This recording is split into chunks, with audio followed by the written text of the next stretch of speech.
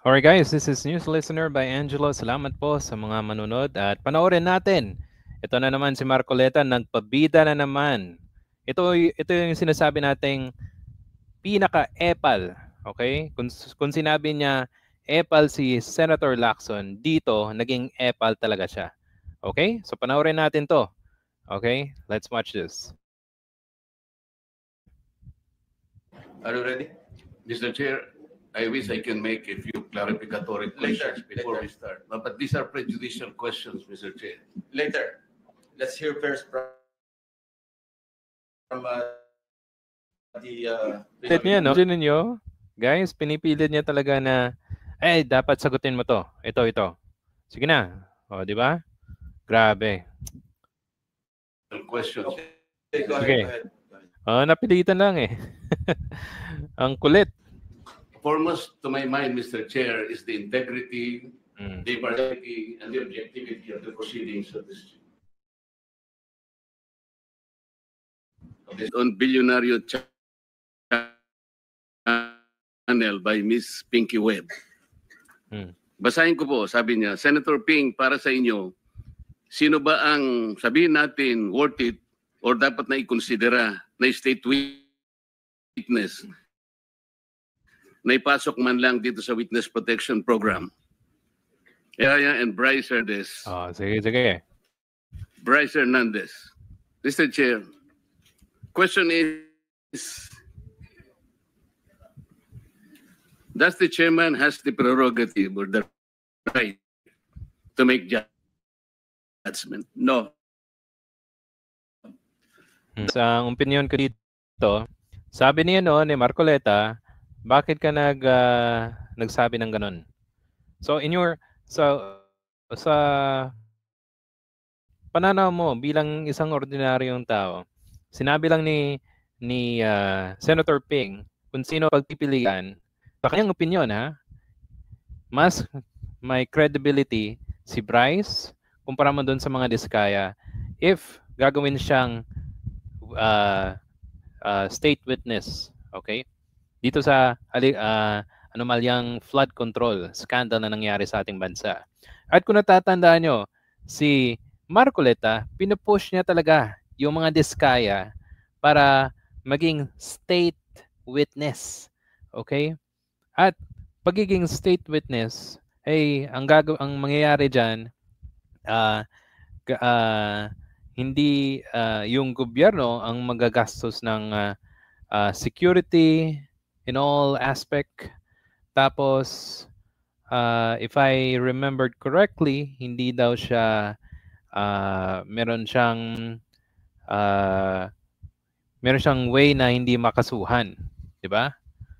At first 2 hearings lang kung natatandaan nyo, first 2 hearings, gagawin na talagang state witness ni Marcoleta yung mga Diskaya. Diba? Imagine niyo kabago-bago tapos yung informations na mga sinasabi niya ng mga Diskaya hindi nagtutugma sa mga informations na hawak ng Blue Ribbon Committee. 'Di ba? Imagine niyo. So imagine protection, witness protection, tapos may security pa, meron pa siyang benefits, okay? Ang witness protection program, di ba? So imagine niyo, bibigyan mo talaga agad, hindi pa na-establish. Tapos sasabihin niya kay Senator Ping na bakit ka parang nagdesisyon na nang in-interview ka. Opinion na yun di ba? Pa talaga tun si Marcoleta. Okay, sige. Okay. Tingnan natin yung sagot nila. Outside of the hearing or outside of this hall. So don't question. But you are the chairman of this committee. Anyway, let's proceed with the you are not interested in the prejudicial question that I am going to raise, Mr. Chair?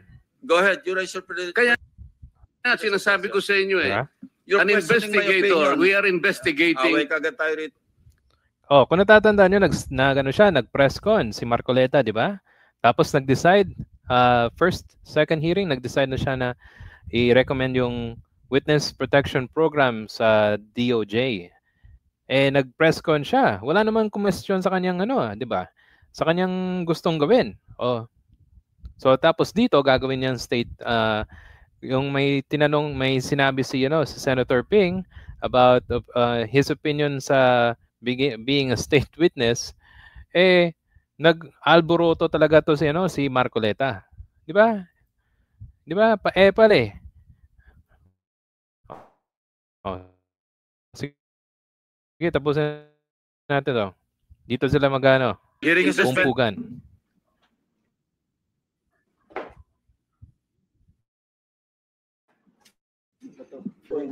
The point is, an investigator cannot be judged at the same time. Do not judge. We are not judging. No, ang important is the activity sinasabi ko na rin. In the show. I have a question. I am because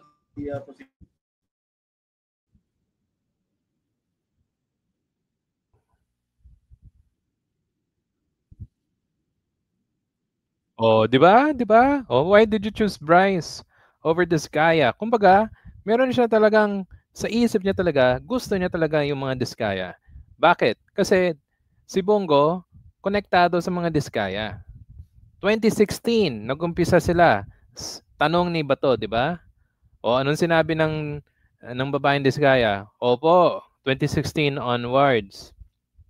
That means sa panahon ni Duterte, konektado siya, 'di ba? Tapos gagawin ba siyang state witness? 'di ba? Ang layo ni Marcoleta. Talaga? Nag-aabogado talaga sa mga Diskaya. Question my opinion. Outside of this hall, you cannot question my opinion. Yan. You also express your I opinion. am questioning your opinion because you are the chairman of this committee, Mr. Chair. I'm questioning. Pero kanina, hindi niya daw kina-question. Now, kina-question niya.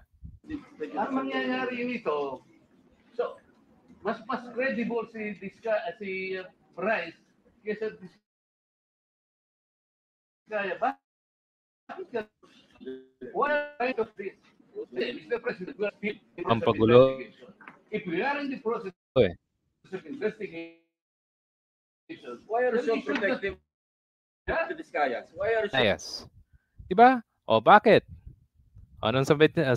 am not protecting them. Mabuti sinabi mo yan, Mr. Chair. Pwede ba natin i-record ito? Diskaya? Talaga naman, 'di ba? Napaka-protected niya. May sinabi si Ramon Tulfo na may offer daw yung mga Diskaya sa isang senador. Well, hindi natin alam kung totoo 'yan.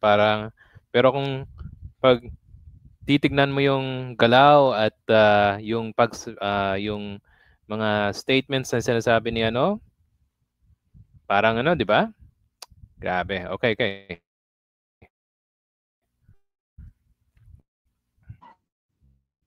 When I was at this committee, sinabi ko na sa inyo, the only remedy provided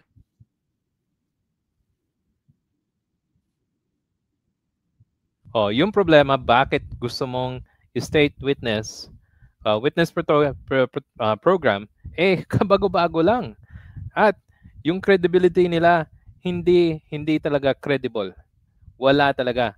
Hindi talaga sinasagot ng sakto yung mga information na nilalagay nila, yung may sakit daw sa heart yung misis, 'di ba? So bakit ganoon? 'Di ba? Sana guys, dito niyo makita talaga na may bias talaga tong si Marcoleta sa mga Diskaya. Okay? And I hope everyone who's watching who's voted for this person, sana malaman nyo. Okay? So guys, if you have any comments or suggestion, please write it down and I'll see you in the next video. Salamat po sa pakikinig.